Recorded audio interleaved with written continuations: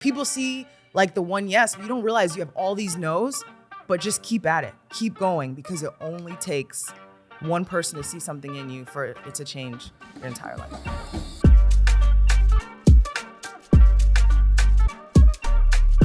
Welcome to another episode of Thanasis podcast. Man, that got me working. Y'all want them episodes back to back.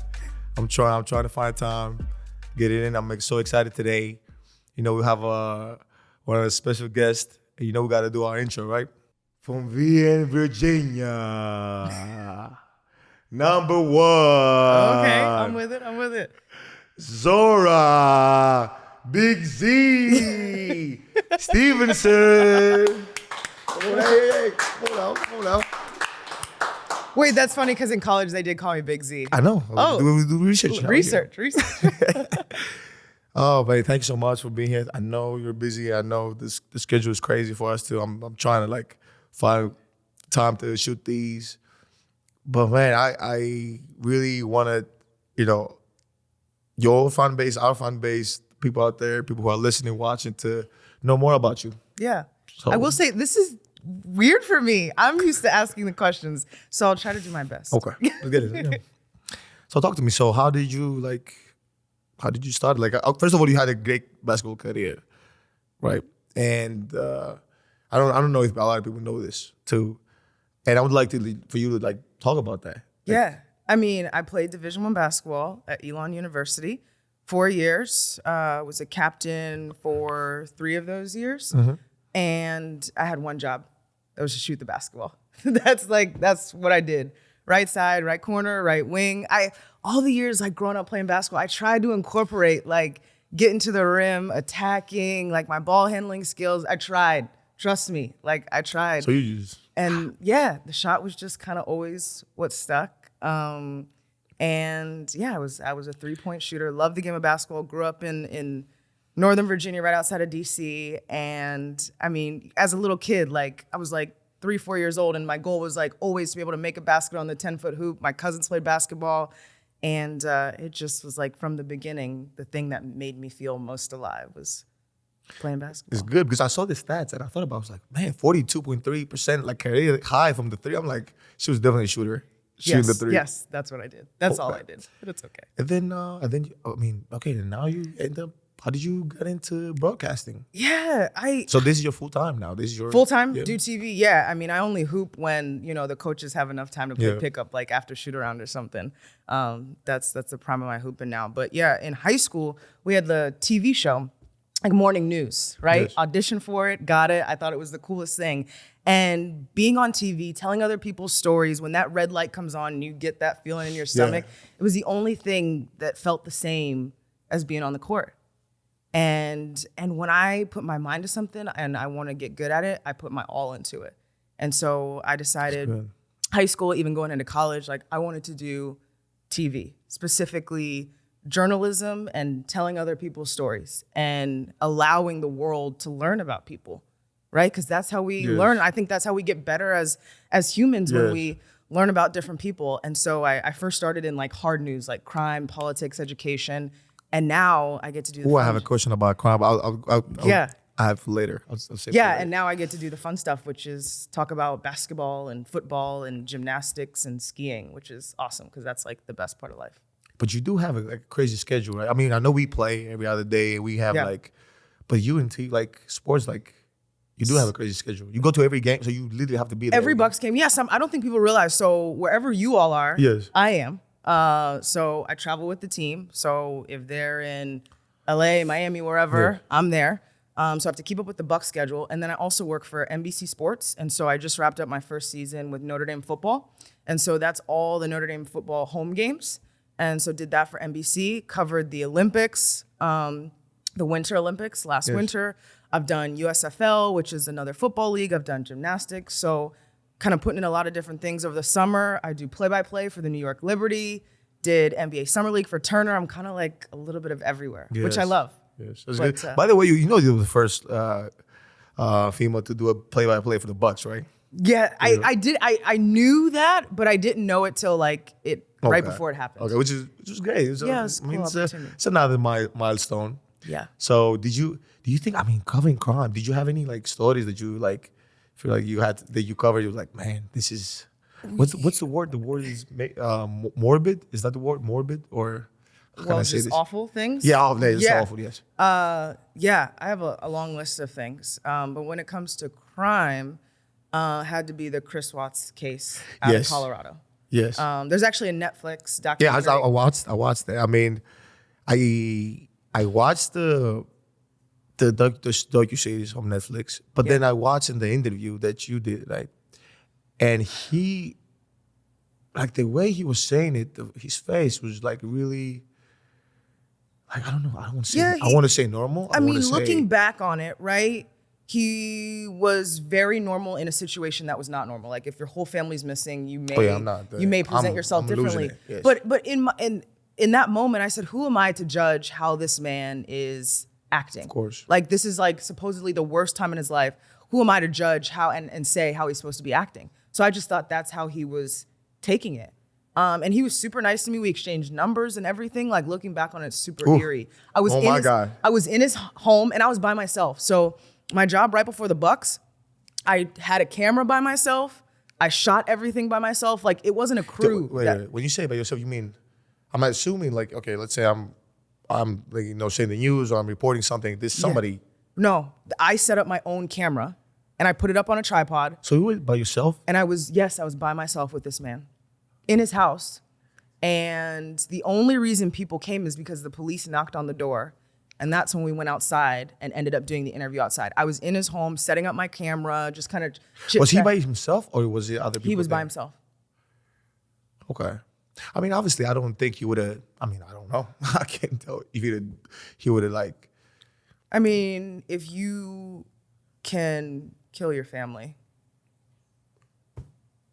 then, you're capable of obviously, a lot. I get goosebumps, I'm very big, so big on like, and family and everything. And I'm like, it's how do you act? Like, how do you know somebody's missing from your family? You're so, I don't want to say calm and collected, or I don't know what the word is, how to describe it. But if my family's, I'm losing, I'm crying, well, normally people, I can't even do an interview. How? Normally people shut the door in my face. Like, I mean, I would go to a lot of crime scenes and my job at the time, whether I liked it or not, was to go and ask people to tell their story about what happened or how it was affecting them, whatever it may be. And so I would knock on doors a lot. So this was something that I normally did. And it was very interesting because he was so nice. Normally, people either shut the door in my face or say, how could you ever like approach me when I'm going through this? Understandably so. But he was so nice. Yeah, he was probably like. And that was a little different. But again, I was like, everybody deals with trauma differently. So. That is true. That was the turning point for me to say, I gotta figure some stuff out because going to crime scenes every day is heavy. And like, it was hard to go to work and then not bring it home and not think about all these people that you had talked to and got to know. A lot of them victims of various things.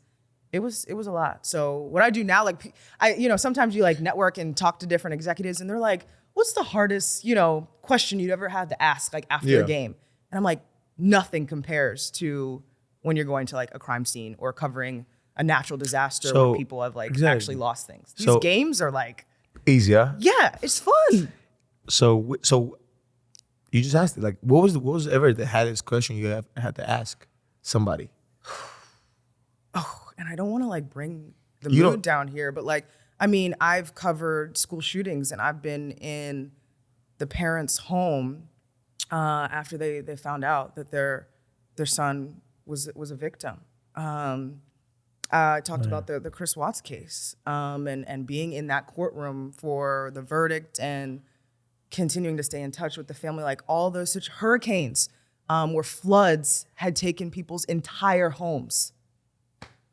There's a long list of things, and so that's why I like have so much joy. What's your like at the same time when you ask this question? What is your feeling? Do you feel like sometimes I feel guilty that I'm even there, and that I'm that's all I want to ask. I like have me to as a person, bug them at this time in their life.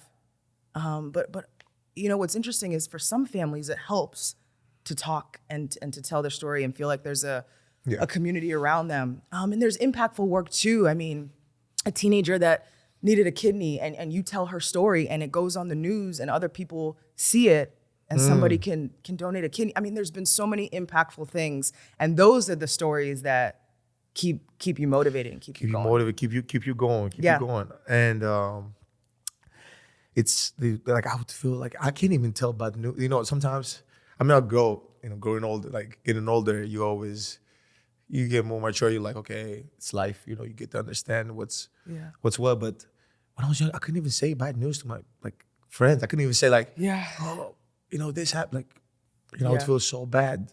I can only imagine how tough this. You kind of get used to that in news, But. Okay, so what will be or what has already happened as a question? Like, which one is the hardest question you've asked? Like somebody in sports or a coach or a player. I've told your brother this. What? He's like the hardest guy to interview. Why? Because I have to be intentional with my questions. Like, you can't just say to Giannis, like, how'd it go today? No, you need to ask him about a specific play. Like, why did he come off the screen that way? Why did he cut that way? Like, he's a basketball mind. I feel like when I ask him a question, and I told him this, like, I really have to think. And he challenges me in that way. Not just you. I think he does to everybody out there. Just want to apologize on behalf of my brother. He does that. Every media I don't know how you call it, not conference, but what you say after the game, you call press it conference. Press conference. Yeah. He's incredible. And you know, and now with the jokes and everything, he's like the good thing is like he treats it like we're in the living room, like just being here. You know? And that's what the jokes are. Yes. And for sure. So it's good. It's good. So okay, do you think that you can ever get on a not a player but on not interviewer on the other side of it, on his bad side, just because you ask something? Do you ever feel that way? Do you ever feel like, I can't ask this because it could lead to something different? I try to be very mindful of I have to bug you all a lot because I'm always covering the Bucks. Okay. It's not like, you know, say you're with you're a national reporter, you cover one team one day and another team the other day, right? Yes. So you're all around. Whereas every single day, I have to ask Bucks players questions. And with the rotation, you end up talking to the same guys over and over again. And so I make sure that I try to talk to different guys about different things. I try to be intentional of their time and of what we're talking about, mix up the topics. But I have a job, and a lot of the Bucks, they understand that. Most of the guys understand, I'm not doing it just to be annoying. I have a job to do. And part of my job is to share your story with the fans. That really is I'm supposed to be a connector between you all and the fans. Yes, I don't think a lot of not players, but a lot of people in the sports understand that. You know, I get the sentiment that, you know, I got to play ball and I got to, you know, just do my thing and, you know, and try to separate the media. I was trying to separate everything different. We're all a team, to be honest with you, because that's why there's a reason that sports are amazing, because people get to live it through, you know. And they get to know who, I mean, I think it helps too when they get to know who you all are and what motivates you. Yes. So then regardless of what you do on the court, they still have respect for you. Exactly. Right? And I want to humanize, you all are humans. You're not just athletes that go up on a stage and put a ball in a basket. You're humans that have families and have things that you're passionate about. And I want to share those things. And because then it feels like you can relate. Most people can't relate to the fact that you can dunk a basketball because they can't do it. But they can relate to the fact that you're a brother and you really care about your family and your son and, you know, all those things they get. Yes. And so I try to share those stories. And because I'm around you all so much, I can tell if somebody's having a day, all right, I try to help. I tell people reading the room is half of what I do. Okay. It's just understanding different situations. That's a good thing. Yeah. You know what else we have in common? So I kind of missed I didn't miss the celebration, but I missed because of false COVID, one of the toughest moments of my life. But kind of missed not the parade, but after the game 6 or the finals. Yeah. And I which I'll talk some point, I don't know when, but I was heartbroken. I don't want to say devastated. I was so happy at the same time, but Yeah. it was like a confusion of so many feelings, Fair. this, positive, negative, like, man. But then, it was great. We won the championship. And then I found out, doing my research that, you covered it, then you missed the Olympics Yeah. due to something similar. Yeah, I got arguably the biggest assignment of my career to go cover men's and women's basketball at the Olympics in Tokyo. I mean, for me, you talk about like wanting to tell people stories and on that stage. And I stayed to finish covering the finals because, like, when does that ever happen? And did the parade, hosted the parade, and I was on my way to Tokyo. And it was 2021. At this point, like, restrictions were super tight. Like, you had to test, which I know you understand. We were testing every day. What do you mean? I was in New Jersey and felt awful, and I tested positive for COVID literally, 48 hours after the parade. I had to call my bosses at NBC and say, like... The parade. Yeah, right. The parade got you. Definitely. Either that or, like, Game 6 and thereafter. And I had to call them and say, like, I'm sick. And there was, with the restrictions and the timing, they were like, there's no way you're going to make it. And so I had to miss that assignment. And not just miss it, but I was in a airport hotel room for 10 days alone. And some days I could watch the Olympics and some days I had to turn it off. Like that, and it took me a while to get over that. I'm not gonna lie. I was how did you feel? I was down. After that, I was down in the dumps because I'd worked so hard. When they offer you the job and say, like, you're gonna go there and you're gonna cover the Olympics. Yeah. Like, what was the first feeling? Like, oh man, I couldn't believe it. Because at first, they had told me I was gonna cover the Olympics and they knew I love basketball. They knew all the background, but they're like, I don't know what sport we're gonna give you. Okay. And then I got basketball, and I was, when something's so exciting, you're afraid to tell anyone. Like, you don't want to tell anyone because you don't want anything to go wrong. I was like that. Oh. Like, I didn't want to talk about it because I didn't want to jinx it, and lo and behold, But it taught me a valuable lesson, like, life's journey, like, we can't plan. Like, it's just up and down. Yeah. It's how we deal with what happens, but we can't control what happens. Yes. We can control how we respond to it. Yes. And but yeah, it took me a while to get over that. Yeah, I bet. I guess the ring helps though. I get to look at I get to look at the ring, and it's I'm bringing one of the show. I'm flexing a little bit in the camera. It's time, I think. Yeah.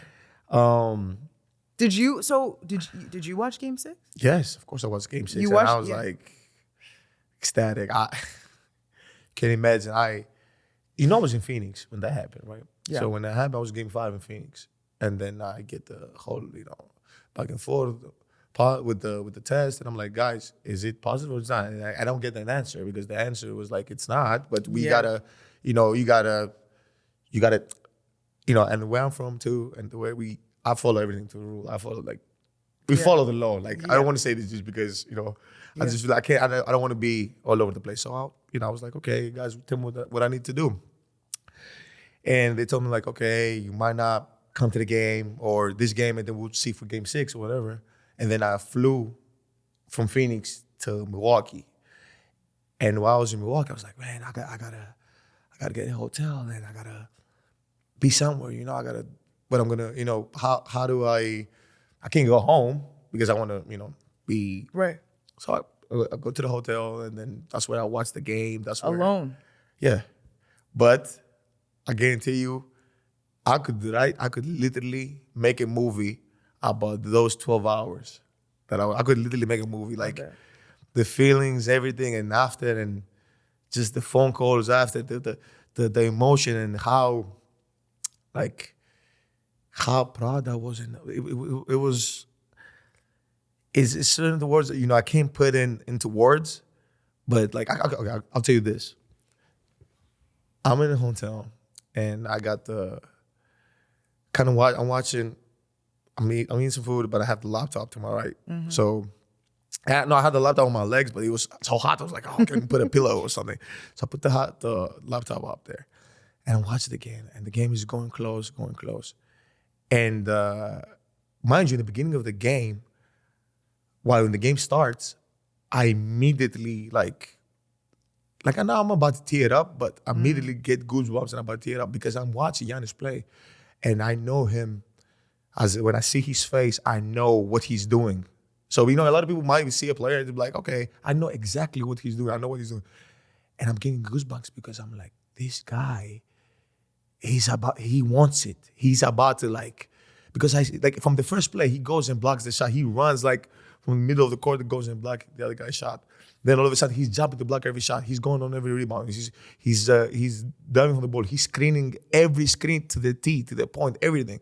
I'm like, this guy's, he knows is there. And then I'm like, bro, I'm living everything. I'm happy. Yeah. I'm about to tear up. Yeah. And it's like a whole, all of this. And then, we ended up winning, and then something happened in the halftime. I'll talk about it later. Something happened in halftime, and I'm like, You talked to him at halftime. Yeah, no, but it wasn't that I talked to him, but I had to. And I can say this, okay, it's my platform, so I can say this. Yeah, sorry, it doesn't matter. So I was like, bro, I am telling you, the trophy is not leaving this effing building, bro. We're at halftime. He's not leaving. He's not going anywhere. He's gonna stay here, right here. And and then we come out, and it's it's more, and it's sometimes about sports. It's about will, talent and everything, and sometimes you just have to will yourself to it, and just get to that next.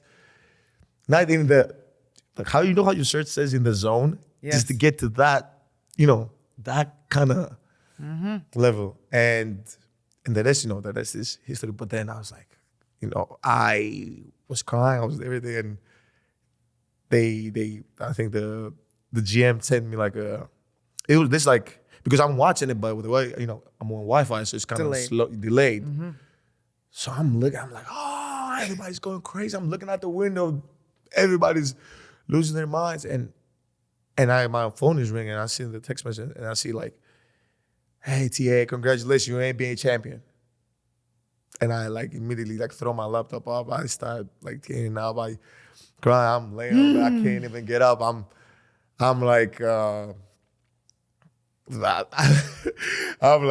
pouring it's insane. I'm pouring water over. It's insane. But it was. That's awesome. It was an awesome feeling. Awesome feeling. But mind you, I would love to be there. Of course. Of course. I'd love to be You're at there. the parade though. I was at the parade. In your own way. In my own way, I was not going to miss that. And you saw, and it wasn't, like I said, it wasn't that I had something.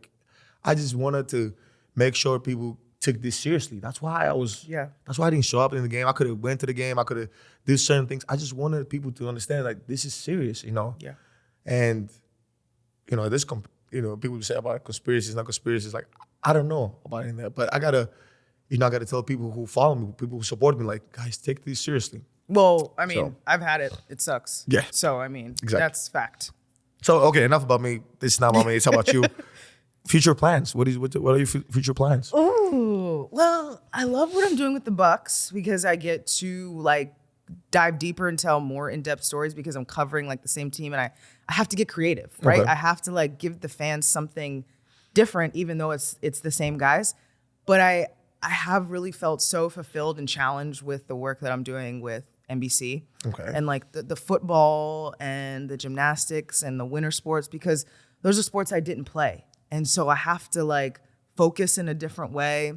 You're covering both sides. So you're covering both teams equally. Whereas here, I'm a Bucks employee. I cover the Bucks more than, yes. You know what? Yeah, I want to, so the question is, do you, so you have to know every rule about every sport then? Yeah, I have to be basically in whatever I'm covering, I have to be an expert. And I have to know the background of the players, the coaches. I've got to know what they did the game before. What are the storylines? What are they working on? What are they struggling? What are their strengths? You have to know. And football is so much more. There's over 100 people on one team. Yes. And you have to know both teams. And anything could happen. Any player could end up being important. In basketball, I get, especially with the Bucks, say they say, we're going down to Zora. I can talk, because that those fans are watching Bucks basketball. When I'm doing a football game, they're like, get in and get out before the snap. Oh. So I've got like 20 seconds to get across an entire story. Yes. Go. 20 seconds, go. What we got? Right now, okay, wait, give me a topic. Michael Parsons. Just talk about, like, you can say anything. I'm trying to get him on the podcast, by the way. Too. So give me something. He had a play that he just like, I don't know, he tried to get a deflection, whatever. He just pushed the other guy away. I don't know. You can talk about any play. Okay, hold on. Let me think of. Okay, I'm just going to tell a quick story. What is it going to be about? Okay, your brother. Go. Okay, career high, 55 points, and he gets his career high at the free throw line. That's when he notches to 53. Yes. And how impactful it was for him to be able to reach a new height at the free throw line, a place that he's put in so much work at. So you have to so I had to bring you in. He got a career high, but then he got it at and you have to get it in super quick. Yes. But I can't talk quick because then the viewer or the listener has to digest it. That's talent right there. You don't have like an hour like a this podcast. too. Yeah. Through this podcast, I'm learning English, by the way. Your English is really good, though. But I'm learning. I don't like. Have people told you that at times you sound like you're from here? My brothers say why? that sometimes. Yeah, your I don't know accent is okay. I have no clue. movies and stuff. But I'm learning English. I'm learning like the vocabulary and more of like the definition of things. Yeah. And it's helping me slow down too, because I'm kind of I talk fast. I kind of helps me slow down. So I need some tips. You do everything fast. Yeah, I do everything fast. So, babe, okay. So future plans, will we like? Sometimes. Do you ever get nervous to say your ultimate goals? Oh. Yeah. So I get nervous to say them, but I would love to be. Just say a little bit. No, I'd love to be full-time national. Okay. Covering the NBA, the NFL, NCAA, both college football and college basketball. Let's make it happen. This is the year. Let's make it happen. That's nerve-wracking to say. But It's not. And I want to make sure that in the summer, I can cover the WNBA.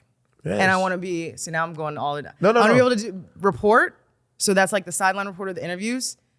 I also want to do play-by-play, which is like when you're like, Thanasis throws it down with one hand and and then I like hosting too. Like I think you can do like long form features where you get to know people and you get to understand what their zone is. So first of all, before we talk, because I want to talk about that shirt. Yeah. But before we talk about that, hey, you know what? What we're gonna do today? We're gonna make that happen. If any network or anybody's listening, let's make this happen, please. Because this person is so talented. Talk to me about your shirt. yeah. Is this your brand or is it in the zone with Z? It actually is. How can we get one? Yeah, TBD actually on how you can get one. I should probably have a better answer for that. It was my producer. Coming soon. Right now, it's just a family special. Put it underneath the comments and everything. Yeah. How about when we get a link, we'll add it to the comments. But In the Zone with Z actually started with the Bucks, and I was playing like horse with the players, except we called it zone. And then I was like, your zone could be anything. Like it doesn't have to be on the court. Like my zone, and you see with the Z is the microphone. Like my zone is TV. And whether it's, linear or streaming, whatever it may be, long form stories, interviews, reports, like that's my zone. Maybe somebody's zone is working out and all the different workouts. Maybe somebody's zone is literature and they read a ton, or maybe they recite poetry, whatever it may be. I'm fascinated with whatever your zone is and why you're passionate about that. And I think it just, So this is, it doesn't I like it a have lot. to I like be it. like work related. It could just be, sometimes you can have multiple zones. Like sometimes my zone is work. Sometimes I'm really into like mental health and I journal a lot and I meditate. Like sometimes that's my zone. Just depends on how I'm feeling. It's a lifestyle. I like it. It's a culture thing. Yes. It's going to be successful. I like it. Thank you. I can see it. I can see it. Thank you. So, okay, now we're going to the section of, to this section. I don't know if you're ready for this, but so now you got to pick one. Okay. I'll write everything down here. So you got to pick one. So go back in the past or go forward in the future? Forward. Why? Because that's where new opportunity is and new growth. You can't control what happened in the past. It's already done. that's tough right there. New I opportunity thought you were gonna stump me. and new growth. Yeah. Man, okay. Would you would you rather be completely invisible for a day or be able to fly for one day? Which one would you pick? Well, it seems like it'd be more fun to fly. And I'm the type of person like on roller coasters and stuff, when I'm like, feel like I'm halfway flying, I scream. So I feel like I'd just have a day like flying all over. I could like be here and then, or I could fly and go see my family, go see friends. Like you could just, I think flying, I could go see the world in one day. Invisible, I feel like. One day, Invisible's like cool, but then you just want to be nosy and you want to be up on everybody else's stuff. Like, nah, I want to go fly and have like an awesome day. Okay. That's a great answer. By the way, which one's your favorite roller coaster? That's a great question. I grew up going to this park called Kings Dominion in Virginia, and the wooden coaster was always my thing. And you could go forwards and you can go backwards. But the last time we were in Orlando, we went on this roller coaster. I don't know what it's called. Brooke would know, but it literally went straight down, and that was pretty cool. And the Harry Potter one. It was where, great, right? yeah. I've never been on anything like that, where you're like It was so in the bike crazy. and the carriage. And then you went down. Oh Yeah. I don't want to That give no one, spoilers. Yes. Whatever it's called, the Harry Potter roller coaster. Yes. At Universal. Universal Orlando. That one. Play it safe or take risks in life. Take risks. I'm with you on that. Yeah, I mean, we're only here for however long we're here. We might as well go crazy. Hey, you might as well. No, you might as well, because you got to live it up. It's not, you know how I realized that too? I was in this guy and I saw a quote first. Then I saw it was kind of a video on Instagram, on social media maybe, it might have been. And then I read this book, it was called 4,000 Weeks. So the 4,000 weeks is basically like the average like lifespan. Wow. Human being. And if you think about it like that, you say 4,000 weeks, and then a week goes by, and it's like Wow. 3,999. Right. So if you think that way, you should be able to just say, doesn't matter, I should go for it. Why not? Just go for it. Whatever you feel like, whatever you believe, just go. Go and try to make it happen. Okay, now I'm going to hit you with some facts. And I want to see if you know them. I'm going to hit you with some facts. Okay. So.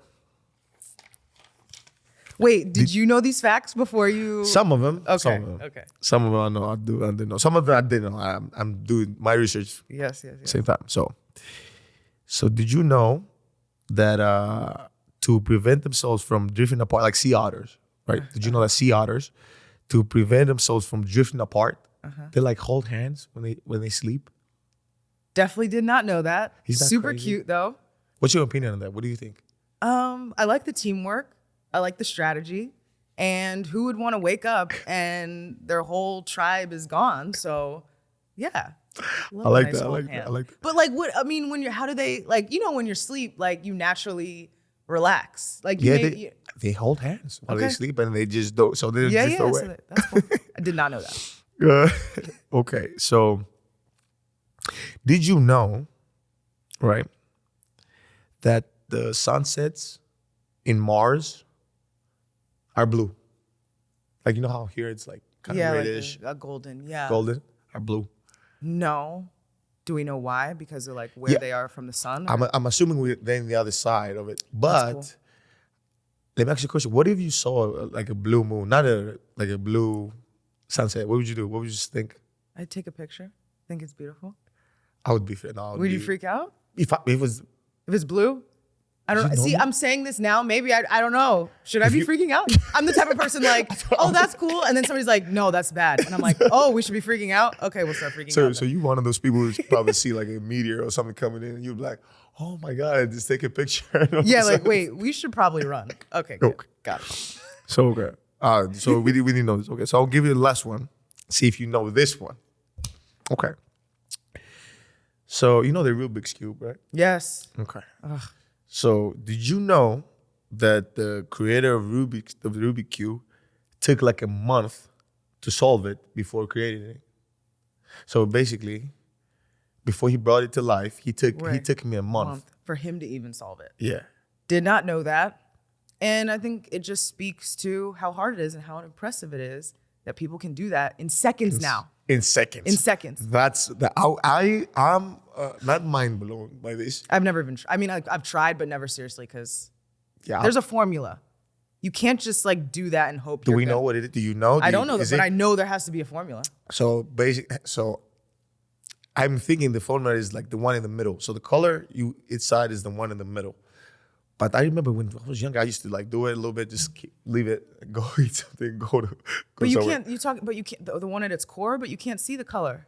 You can see, no, you can't from the other side. It just depends what kind of cube. Oh. I had the ones that like it was, every color you could see like the middle. Yeah. So let's example, let's say here's yellow. You're like, okay, this is the yellow side. So I got to like. Whatever's. I got it.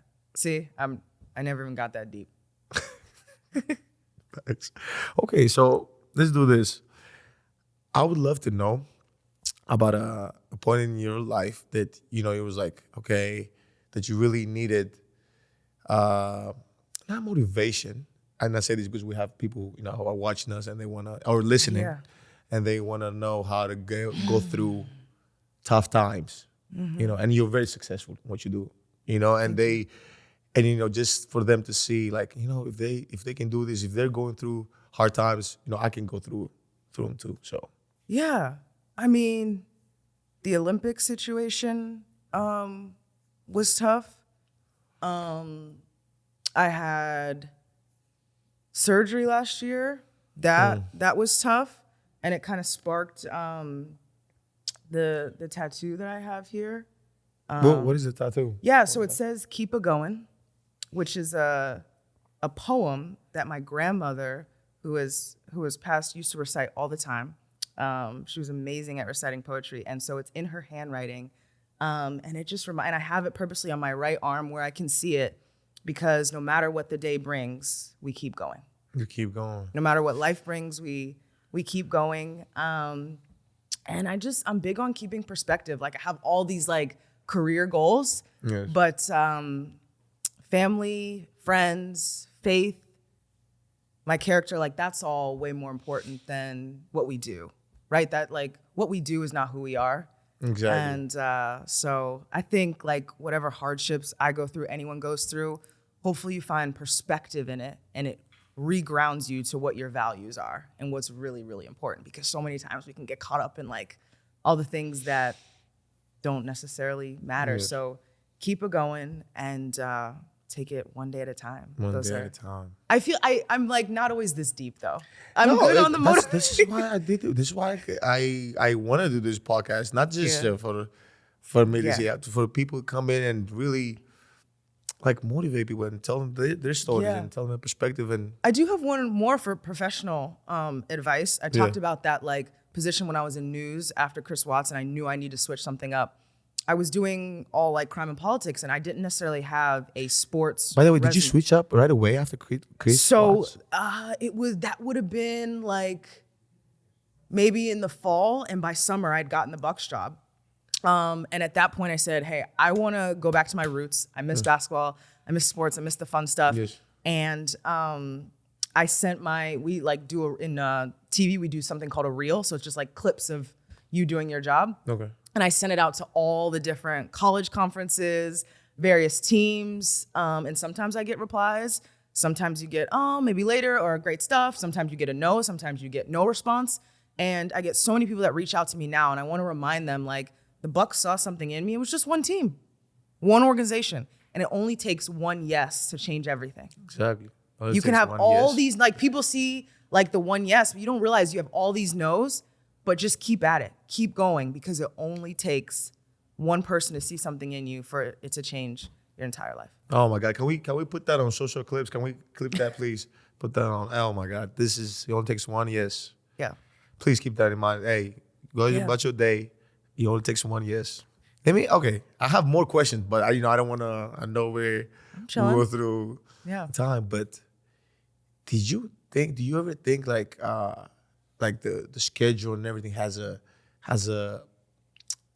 effect in your personal life? Do you think like I'm traveling every day, I'm going every day, I gotta wake up a certain amount of time, I gotta like, how do you keep the balance? How do you say? I think so. I'm married, and I think it affects me more than him. Like, he's so great.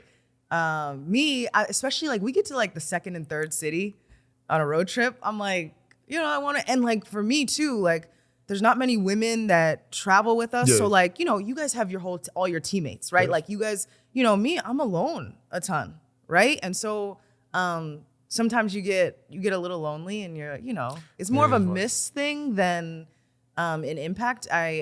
We've been together since we were 17 years old and we dated all through college. So we've grown up together. And so he's known this dream and I feel like we're on the ride together. Like I feel like we're teammates in it all. So you need people in your corner, I'll tell you that. Because there ain't no success if you don't have people like that. Yeah, for sure. As I like look out at them. But so that's good because a lot of people can balance this. It's either all work or no fun, or all like fun and no work, or all family and not just be able to. Well, and like when we're home, I try to be present. Also, like there's grind time, and then there's time where you have more space to relax and like do the fun stuff. There's certain trips where I feel like I have to be bogged down in work, and there's certain trips where I have a ton of friends in the city, and you go hang out, right? Like I think you give and take. And the good thing about us traveling is I do get to see a lot of people that I care about just because we go to all these different cities, which is a big positive. Yes. Done a lot better with like putting the phone away, and just being intentional and going back to talk about those values, like what matters to me. And spending time with people that matter most and fill you up. Do you, by the way, you said you love reality shows. I personally do not watch reality shows because I don't think it. No, be honest. I'm honest, and I'll say this. Like I remember a couple of years ago, they offered us to do a reality show and all these things, and I understand why people watch them. I totally get it. But to me, it's actually opposite because it's called the reality show. And I don't know if it's actually reality. So well, yeah. And I think most of us that watch these shows realize that we're not seeing the full picture, right? But like I explained to you, it's kind of my way of just like getting away and watching somebody else's life. And it gives me a moment to laugh. And, you have friends that you talk about, the drama with or whatever. And then the hour episode's up, and then you got to get back to your real life and figure out what's really going on. But I love them all. So do you have your top three? What's your top three? Okay, Kardashians, because they're like the OGs of reality TV. Reality, not so real. The OGs of reality. They are.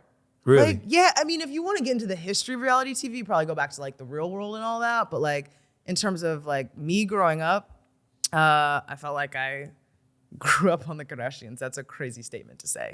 But like I watched them, like as I was growing up. And I've seen them in a lot of different phases, whatever they've shown us at least. And so I love the Kardashians, the Housewives of Atlanta, and then the Housewives of Potomac. I also, if we want to go back, like I don't even know if you know these shows, but like Laguna Beach, The Hills, like my parents used to roll their eyes and couldn't believe I would watch all these humans that I don't even know. And I just watch them. Yeah. It's a little. It's for you to the way you say it, you're probably not the only one. I'm definitely not because they still have their shows. So somebody's watching. I don't even know if I've ever watched. I might have. I think I've watched one episode of. But this is years ago, and it was back home in Greece. Okay. But it was. And then we met somebody. What was his name? Oh, Jersey Shore. Jersey Shore, does that count as a reality show? That is definitely reality. That is reality TV. I definitely watch one. Yeah. See, it's fun. It's like, whatever. Yes, but it's like... You're like, why do I care? No, I don't say why do I care. I just like, I've always... Well, what do you watch? I'm into shows, documentaries, and I kind of like... I do a lot of books now. Lately, I'm a lot of books, and I kind of work a lot too, to be honest with you. I work a lot, so you should perfect your craft here. Yeah, your hosting craft. Yeah, so my hosting craft, but even the podcast thing, this hosting, I kind of learn as I do. Be honest with you, you probably people who watch this more and more and listen to it, they probably learn. I'm like, oh, okay, he's actually adapting into it, but yeah, I don't really watch because my thing is I've always tried to like not want to know what people are doing. I always be like, okay, what do I want to do? But I understand why people watch them. And I understand why they offered us to do one. Well, yeah, you probably Because get that. they wanted like, and this was like 2-3 years ago. I was like, oh, would you? I was like, guys, I don't know. I don't feel comfortable. With you. Which you think I don't think I'd feel comfortable. Like Isn't that cameras, crazy? But you love reality shows. Yeah.